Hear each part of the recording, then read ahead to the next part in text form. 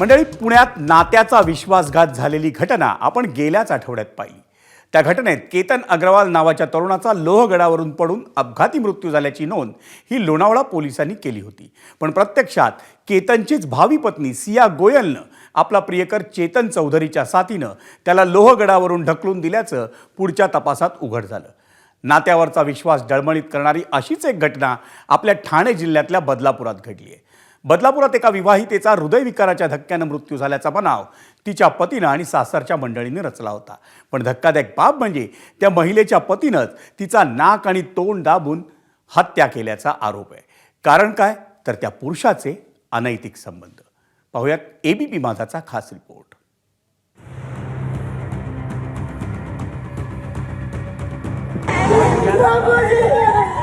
9 एप्रिलची सकाळ बदलापूरच्या एरंजाड गावात एक बातमी वाऱ्यासारखी पसरते। प्राजक्ता मेहर यांचा हार्ट अटॅकने मृत्यू झाला।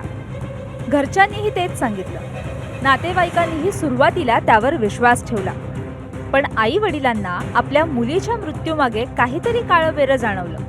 कारण काही महिन्यांपासून प्राजक्ताच्या आयुष्यात सगळं काही सुरळीत नव्हतं। 12-15 वर्षांचा संसार, 2 लहान मुलं, पण या संसारात अचानक तिसऱ्या व्यक्तीची एंट्री झाली।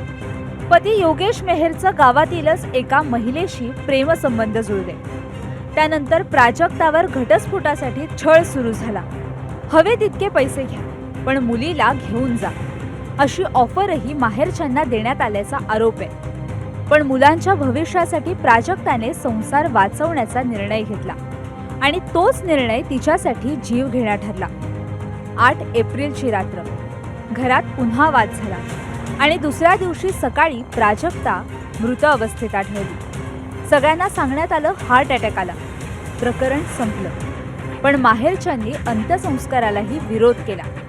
मृतदेह जे रुग्णालयात पोस्टमॉर्टमसाठी पाठवण्यात आला।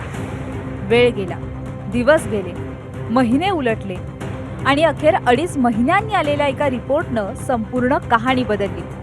पोस्टमॉर्टम रिपोर्ट आणि जे करिनाचे रिपोर्ट्स आहेत ते प्राप्त झालेले आहेत आणि त्याच्यामध्ये सदर महिलेचा मृत्यू जो आहे तो अनैसर्गिक कारणाने मृत्यू झाल्याचं निष्पन्न झाल्याने त्या अनुषंगानं काल आपण त्यामध्ये कलम 103, 3.5 आणि 85 प्रमाणे गुन्हा दाखल केलेला आहे। त्यांच्या आईवडिलांना जी खबर दिलेली होती त्याच्या पतींनी ते हार्ट अटॅकनं मृत्यू झाला असं सांगितलेलं होतं।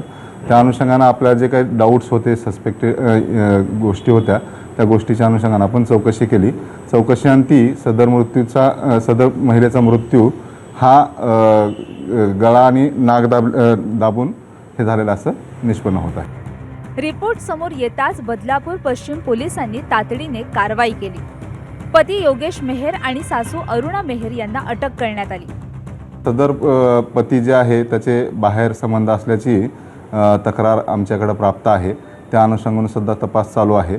त्या तपासाअंती ज्या गोष्टी निष्पन्न होतील त्या तपासामध्ये आम्ही उघड करू। एका खोट्या हार्ट अटॅकच्या कथेमागे दडलं होतं एका महिलेच्या हत्येचं भीषण सत्य। पण सत्य कितीही दडपण्याचा प्रयत्न केला तरी ते कधीतरी समोर येतच। एका विवाह बाह्य संबंधांमुळे 15 आणि 11 वर्षांच्या निष्पाप मुलांची आई हिरावली गेली। पतीने रचलेला हार्ट अटॅकचा बनाव वैद्यकीय तपासणीमुळे उघड तर पडलाय, पण या क्रूर कृत्यात सामील असलेल्या इतर आरोपींना पोलीस कधी गजाआड करणार याकडे आता सर्वांचं लक्ष लागलंय। सुरेश काटे, एबीपी माझा, बदलापूर।